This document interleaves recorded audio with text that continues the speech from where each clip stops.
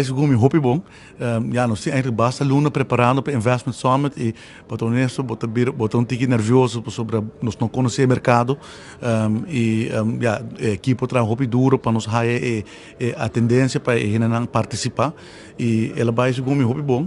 Então tem aanmelding basta alto, mais alto do qual nós expect. Também online tem grupo grande que participa.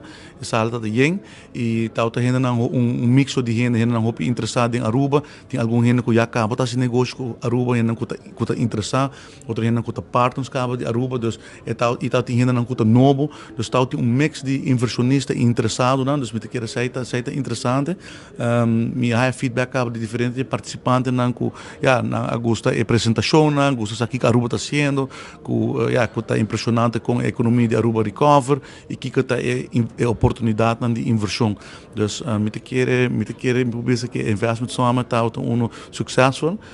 Agora acaba de terminar 2 breakout sessions, dus dat in parte mais ainda of meer diferente apresentação.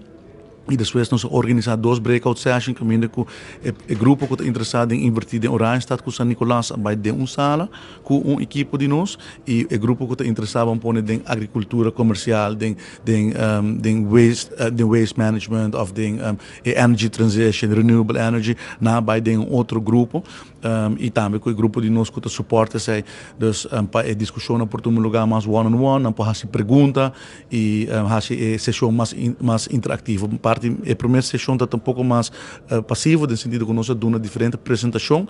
O Sr. Cameron, de Câmara Copa, dando uma apresentação a mim, tem Brian Lansing, do Departamento de Estudo Econômico, tem naturalmente Vincent Storymans, de VNO, que está nos partners, tem aqui com a sponsor também, full sala, Borrell, que echt contribui grandemente para nos organizar evento aqui.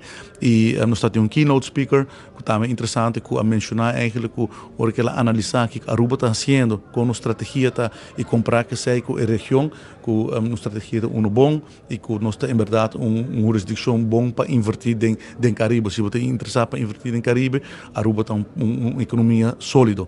E essa é também a mensagem que nós queremos trazer. E agora que, depois da entrevista aqui, eu tenho a Business Mixer, caminho que nós temos a chance para conversar one-on-one com inversionista, que pessoa não tem.